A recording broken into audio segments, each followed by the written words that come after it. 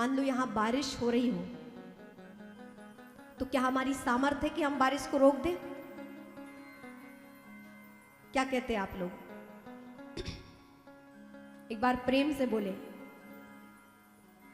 भोजन करके बैठे हैं ना, और बहुत अच्छा भोजन करके बैठे हैं ना, सुपाच्य सुमधुर सुंदर भोज्य पदार्थ, तो फिर वाणी भी ऐसी निकलनी चाहिए, लगे कि आप सत्संग में बैठे हो।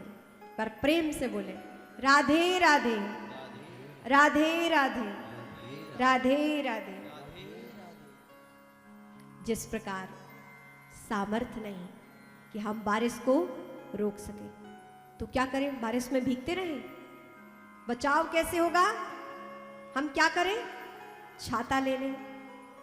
हम बारिश को रोक नहीं सकते, लेकिन हमें अपना बचाव के लिए बचाव करना है, तो क्या लेना होगा?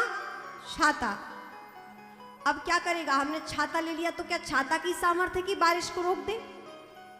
छाते की सामर्थ्य भी नहीं है कि वो बारिश को रोक दे, लेकिन बारिश और हमारे मध्य छाता आ गया है, जिसका प्रभाव हम पर नहीं पड़ रहा है बारिश का, और हम बारिश में चलने के योग्य बन गए हैं छाता को लेकर के। ठीक उसी प्रकार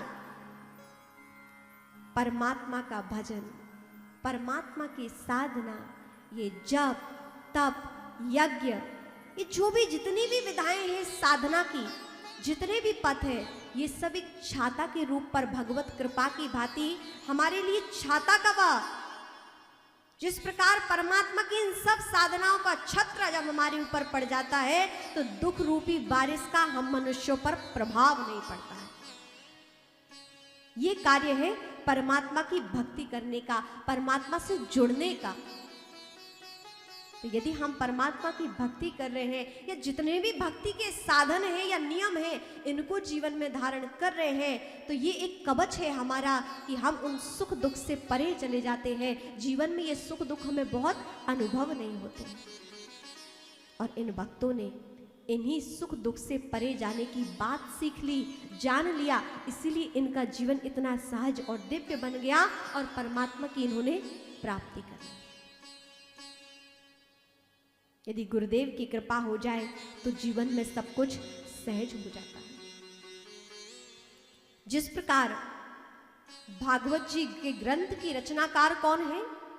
श्री वेद व्यास जी, जिन्होंने भागवत का विस्तृतीकरण किया है।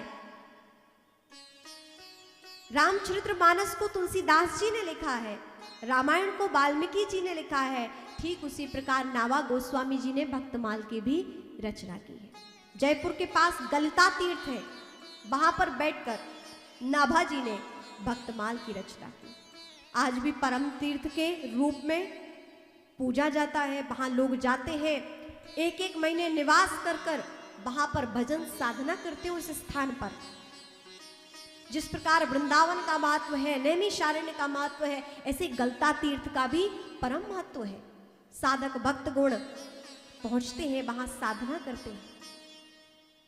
कहते हैं श्री अग्रदेव दास जी महाराज की कृपा नाभा जी पर हुई कि जिन्होंने भक्तमाल जैसे ग्रंथ की रचना की।